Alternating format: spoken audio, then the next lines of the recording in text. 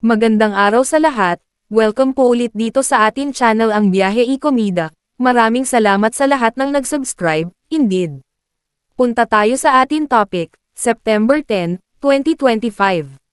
Maris Racal pasok sa Batang Quiapo, tumakbo kaya ulit naka-black panty. Pagkatapos maging incognito, agent ni Maris Racal ay gaganap naman siya bilang baguhan at maprinsipyong pulis sa FPJ's Batang Quiapo.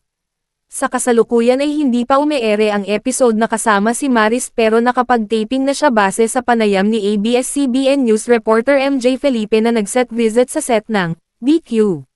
Biniro nga ni MJ kung may gagawin uli si Maris na magpapaviral sa kanya tulad ng ginawa nito sa Incognito, na tumakbong nakatupis. Sumagot kaagad ang aktres ng bawal po dito sa show. Pero muling sasabak sa aksyon si Maris para hulihin ang mga kalaban tulad ng grupong waiting sa pangunguna ni Coco Martinez Tanggol. Kwento ng dalaga, actually noong day 1 ko, okay lang ako. Ngayon ako kinabahan kasi nandyan si Coco Martin. Meron na kaming extreme action scenes na kinunan dito. Buti na lang fresh pa yung knowledge ko from my previous serye na Incognito.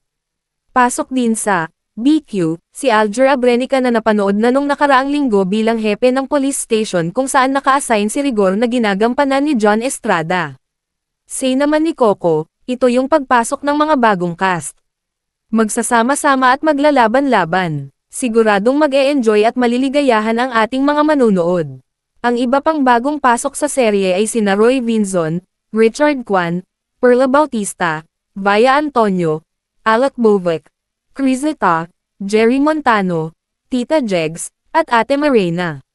Wow! Ano kaya ang role ni na Tita Jegs at Ate Marena sa BQ?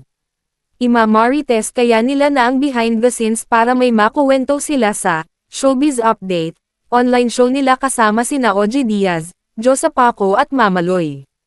Anyway, sa pagbubukas ng panibagong yugto ng serye, ano kaya ang magiging landas ni Tanggol pagkatapos ng madugong laban ng pamilya Montenegro at Guerrero para sa eleksyon?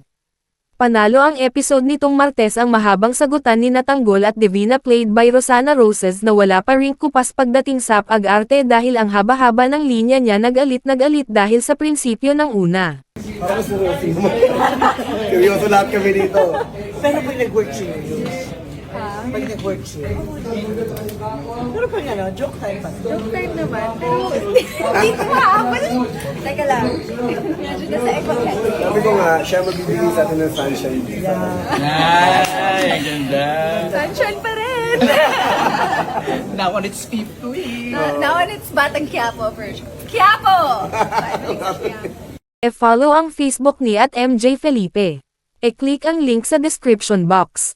At yan ang ating latest Showbiz Chika update for today. Huwag kalimutan mag-subscribe, click the notification bell for more Showbiz Chika updates, like and share the video at suportahan po ang ating Facebook page. Maraming salamat sa lahat ng nag-subscribe indeed. Magandang buhay sa lahat, adios!